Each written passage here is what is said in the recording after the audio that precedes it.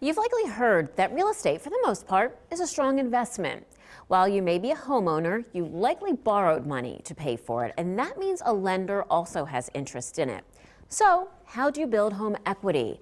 Geoff Longwell, outside Sales Mortgage Originator with Members First Federal Credit Union, is here with some financial freedom guidance today. Geoff, for starters, let's really establish for viewers what we're talking about here. What exactly is home equity? Sure.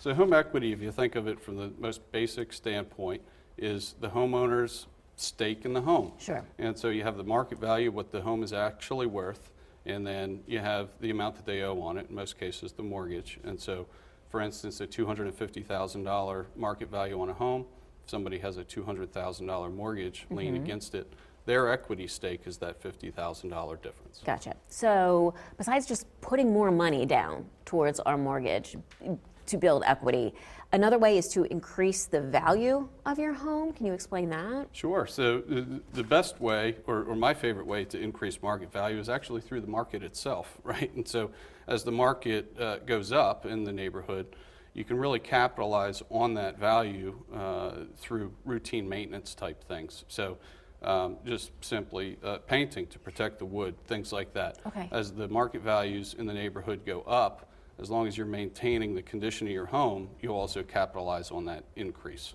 Let's talk a little more about that, those ways that we can increase our home's market value. Painting, you said, for instance, what else can we do? Sure. Some of the big ones, as far as those that capture the most value for you, would be increasing square footage to the home, especially through the form of bedrooms, bathrooms, those types of things. Improving a kitchen is also a big ticket item. Sure. You also need to be careful for some things that you may actually over improve the home, and you may have more expense into those upgrades than the actual value will pull on the back end. So it's not really just a matter of doing something to your home. You really want to make sure you're doing the right thing and researching it a little bit. That's correct. And then, how can consumers reduce their home debt? Sure. So a couple ways are actually right up front. When you're making your mortgage selection when you're purchasing the home. So at Members First, we have a number of different mortgage programs that are available. They certainly have different down payment requirements.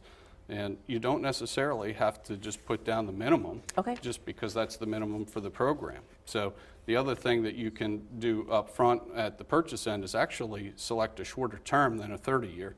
Most people think, from an affordability standpoint, the 30-year is the most attractive to them. But from an equity building standpoint, which is what we're discussing, the shorter terms actually have an amortization schedule that's much more in the borrower's favor, and they gain equity faster through each monthly mortgage payment. Okay, so one mortgage is not like another, and that's why it's great to talk with you, and you can guide us through what might be the best situation for us and our family. Sure, absolutely. And one more thing you said, pay additional money towards the principal. Explain that. Absolutely. So at Members First, on the residential mortgage side, we don't have any mortgages that have a prepayment penalty, and so you can pay additional to your mortgage every single month when you send that in.